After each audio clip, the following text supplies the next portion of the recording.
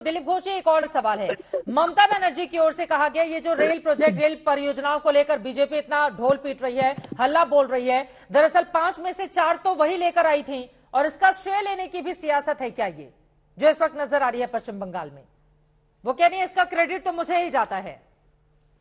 देखिए नहीं, ममता बनर्जी ने सारे जगह पत्थर गाड़ दिए थे, ये होगा वो होगा, एक पैसा कहीं नहीं दिया। और रेल मंत्री थी, रेल में चढ़कर आके मुख्यमंत्री बनी है।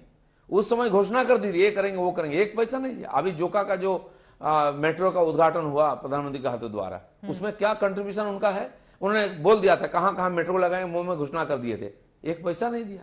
आज प्रदेश में सरकार में होते हुए एक पैसा नहीं दिया। अभी ये जो हावड़ा टू न्यू टाउन जो मेट्रो बना है ईस्ट वेस्ट, वो भी सरकार का हाथ में था, राज्य सरकार का, लेकिन वो नहीं कर पाए। फिर केंद्र सरकार को हाथ में लेकर के उसको पूरा करना पड़ा।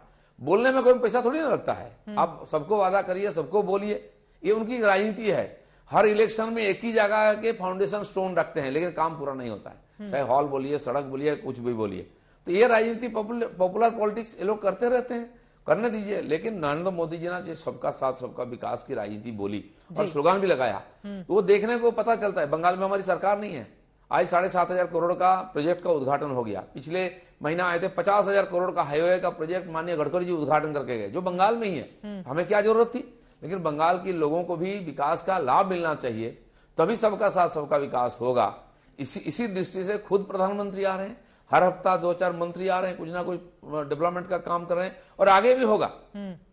अब जो अनाज मिलता है गरीब कल्याण योजना का, उसमें सबसे ज्यादा लाभ 8 करोड़ लोग बंगाल के, जिनको फ्री में अनाज मिलता है राशन का, क्यों दे रहे हैं? हमें बंगाल को अलग नहीं देखना है। आप सोचे, ये लोग बंगाल को अलग मानते हैं, जय बांग्ला बोलते हैं, देश का कोई भी बात हो उसका विरोध करते हैं, इसी में उनका राजनीति पनपता है। लेकिन भारतीय जनता पार्टी एक भारत श्रेष्ठ भारत मानता है, इसलिए जो भी काम करता है पूरा देश के हर व्यक्ति का लाभ हो। यहाँ नारेगा में सबसे ज्यादा पैसा आता है, खर्चा भी होता है लेकिन काम नहीं होता है, सबसे ज्यादा घोटाला उसमें है। आवास योजना में गांव गांव में जाइए, कहीं घर नहीं दिखेगा, पैसा आ गया खा गए, उसका इंक्वायरी चल रही है। सबसे बड़ा इशू है वो घोटाले का भी। शिक्षा विभाग में घोटाला है, ऐसा कोई विभाग नहीं है जहां पैसा, सरकारी पैसा लूट नहीं होता है।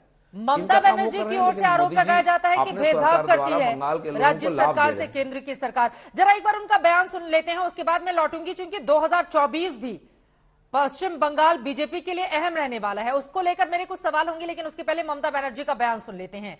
किस तरह से आज जो योजनाएं वहां पर पहुंची हुई हैं, उसका क्रेडिट लेने की भी एक अलग तरह की सियासत ने वहां पर जन्म ले लिया है। सुनिए पश्चिम बंगाल की सीएम को। Out of 5 projects, sir, 4 projects in my time, but now you are inaugurating. I am very happy. At least it is completed. One new train you have given Vande Bharat today. It is very good. I thank you so much for this. वो शुक्रिया भी अदा करती हैं, इसके साथ ही उसका credit भी लेती हैं। लेकिन अब थोड़ा सा आगे विस्तार देते हुए देखिए, 2 बड़े आरोप जो ममता बनर्जी की ओर से लगाए जाते हैं। पहला यह कि राज्य सरकार के साथ केंद्र सरकार भेदभाव करती है, पैसे नहीं देती है। और दूसरा सवाल यह आप कह रहे हैं कि वहां पर आपकी सरकार नहीं है, बावजूद इसके केंद्र की बहुत सारी परियोजनाएं वहां पर लाई गई हैं। 18 सांसद भी तो उसी पश्चिम बंगाल ने दिए हैं ना, 3 से 77 सीटों पर उसी पश्चिम बंगाल ने आप लोगों को पहुंचा कर दिया है। तो कामकाज तो आप लोगों को भी दिलीपदा करना ही होगा वहां पर, वरना 24 में जनता पूछेगी ना कि सांसदों ने क्या किया, क्या लेकर आए दिल्ली से। नहीं करने का कोई मतलब ही नहीं है। मैं तो वही कह रहा हूं, यहां सरकार नहीं होते हुए भी, इसके पहले भी हमारा सांसद नहीं थे, हमारा एमएलए नहीं थे। अभी 3.5 साल से हम लोग जितना शुरू किया है उस समय भी किया है। आज जितना बड़ा प्रोजेक्ट देख लीजिए, सब जितनी बड़ी हाईवे है सब केंद्र सरकार को दिया हुआ।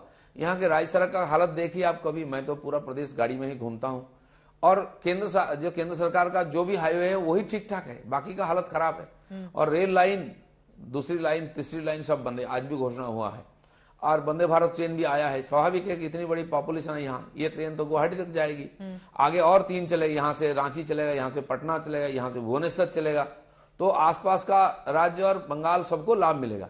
किसी पार्टी, किसी व्यक्ति की बात नहीं है, पूरा देश का अधिकार है विकास का लाभ पाने के लिए। और नरेंद्र मोदी जी का सरकार ने वही काम कर रहा है, आगे भी करेगा।